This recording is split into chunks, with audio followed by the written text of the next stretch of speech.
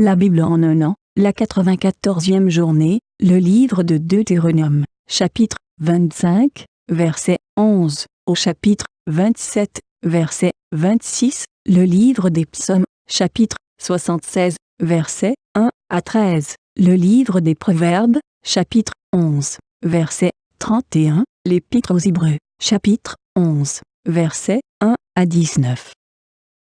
Le livre du Deutéronome, chapitre 25. Lorsque des hommes se querelleront ensemble, l'un avec l'autre, si la femme de l'un d'eux s'approche pour délivrer son mari de la main qui le frappe et que, avançant la main, elle attrape ce dernier par les parties honteuses, tu lui couperas la main. Ton regard sera sans pitié envers elle. Tu n'auras pas dans ton sac deux sortes de poids, un gros et un petit. Tu n'auras pas dans ta maison deux sortes de mesures, une grande et une petite. Tu auras un poids exact et juste, et une mesure exacte et juste, afin de vivre longtemps sur le territoire que l'Éternel ton Dieu te donne.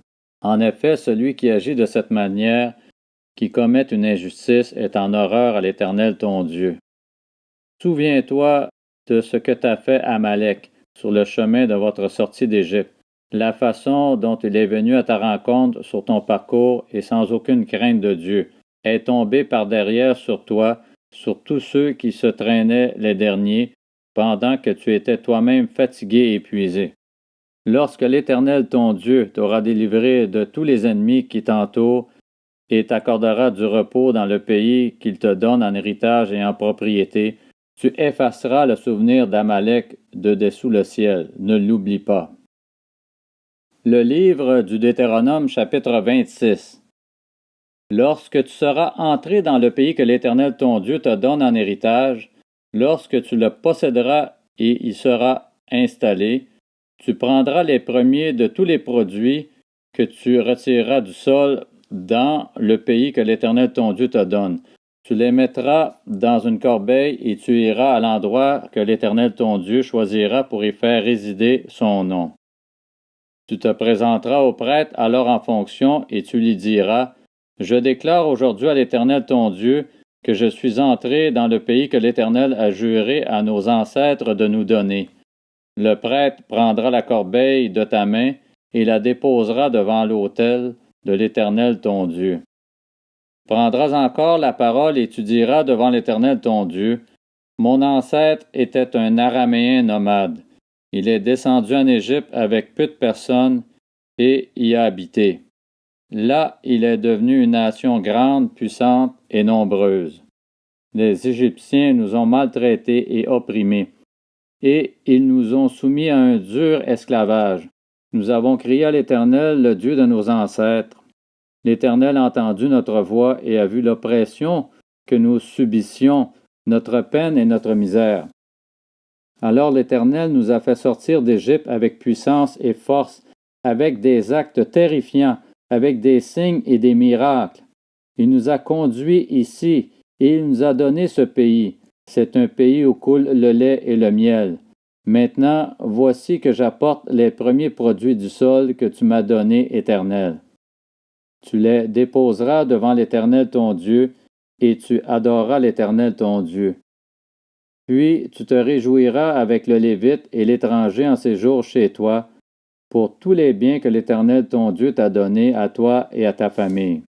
La troisième année, l'année de la dîme, lorsque tu auras fini de prélever toute la dîme de tes produits, tu la donneras aux Lévites, à l'étranger, à l'orphelin et à la veuve. Ils mangeront à satiété dans ta ville.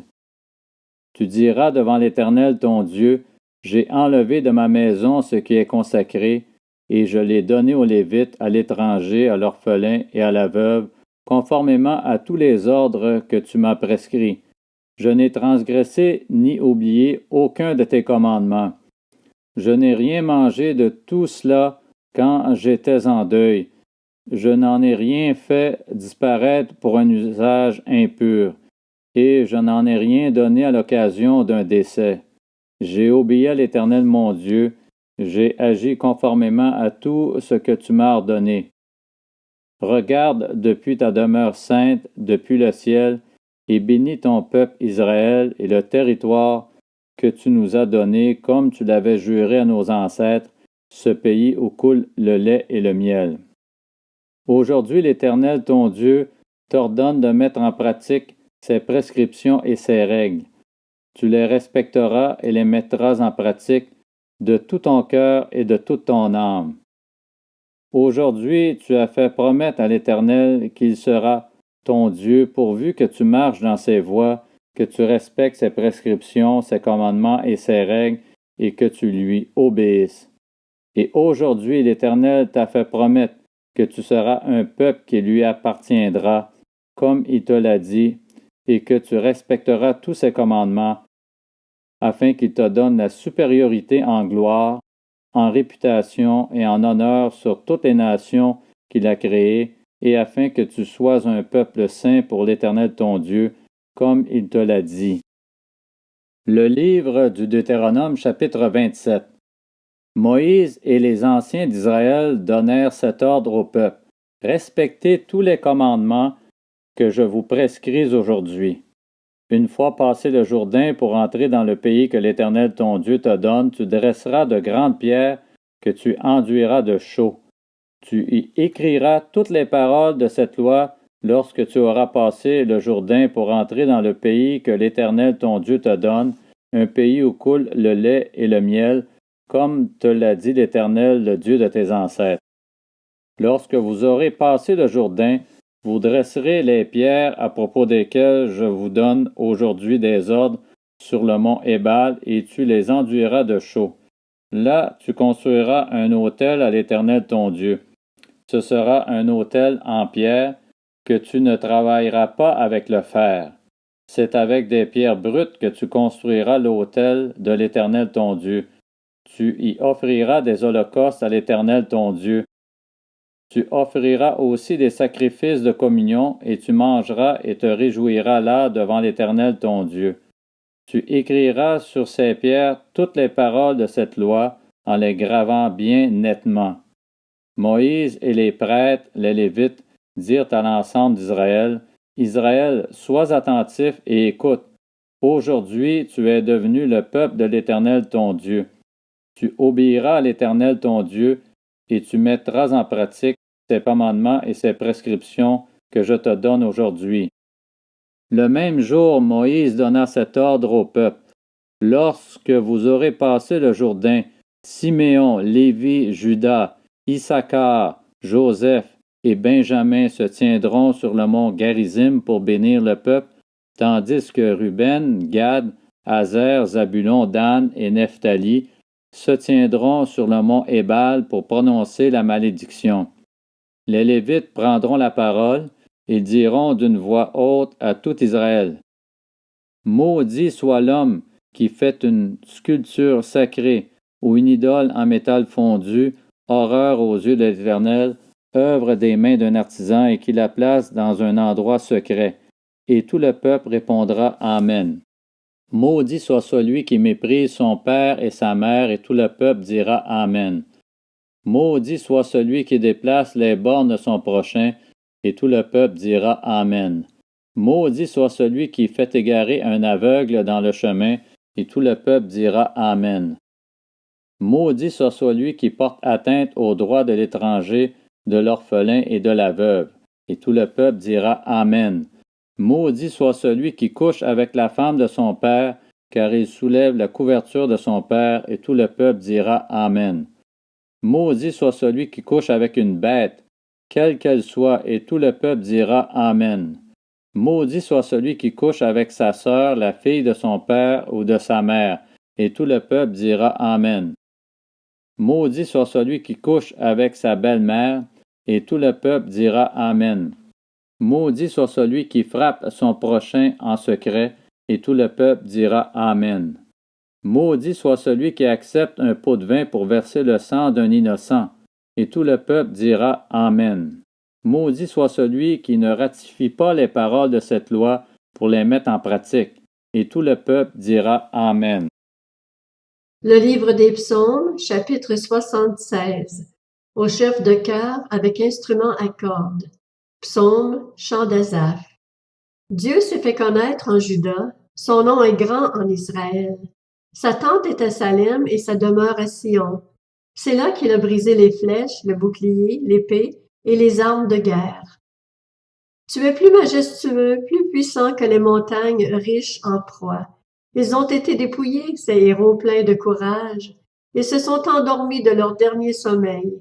Ils n'ont pas su se défendre, tous ces vaillants hommes. À ta menace, Dieu de Jacob, cavaliers et chevaux se sont figés. Toi, tu es redoutable. Qui peut te résister quand ta colère éclate? Du haut du ciel, tu as proclamé ta sentence. La terre, effrayée, s'est tenue tranquille lorsque Dieu s'est levé pour faire justice, pour sauver tous les humbles de la terre. La fureur de l'homme te célèbre, tu t'attaches à ceux qui échappent à ta colère. Faites des vœux à l'Éternel, votre Dieu, et accomplissez-les. Que tous ceux qui l'entourent apportent des dons au Dieu terrible.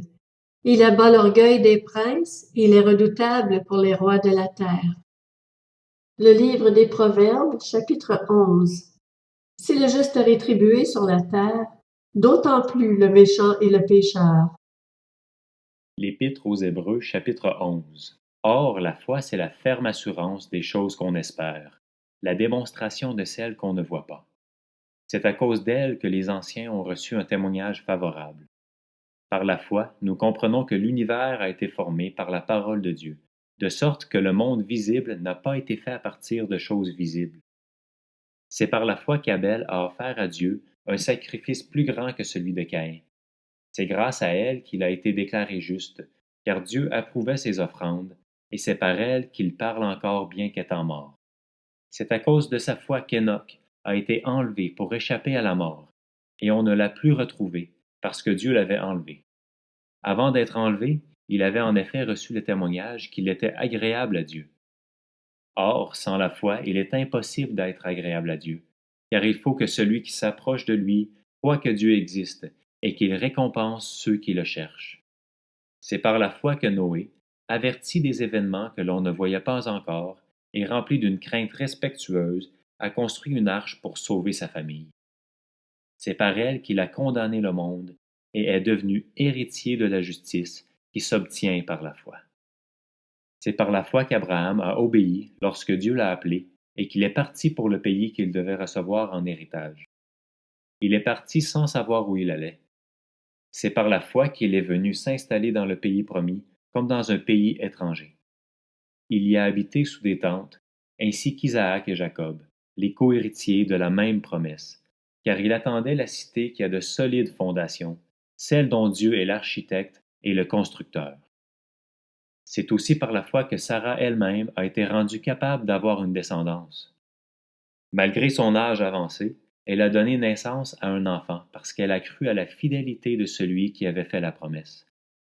C'est pourquoi d'un seul homme, pourtant déjà marqué par la mort, est née une descendance aussi nombreuse que les étoiles du ciel, pareille au sable qui est au bord de la mer et qu'on ne peut compter. C'est dans la foi qu'ils sont tous morts, sans avoir reçu les biens promis. Mais ils les ont vus et salués de loin, et ils ont reconnu qu'ils étaient étrangers et voyageurs sur la terre. Ceux qui parlent ainsi montrent qu'ils cherchent une patrie. S'ils avaient eu la nostalgie de celle qu'ils avaient quittée, ils auraient eu le temps d'y retourner. Mais en réalité, ils désirent une meilleure patrie, c'est-à-dire la patrie céleste. C'est pourquoi Dieu n'a pas honte d'être appelé leur Dieu, car il leur a préparé une cité. C'est par la foi qu'Abraham a offert Isaac lorsqu'il a été mis à l'épreuve.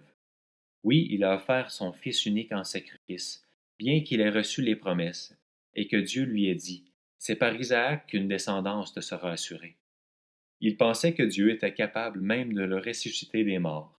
C'est pourquoi il a retrouvé son fils par une sorte de résurrection.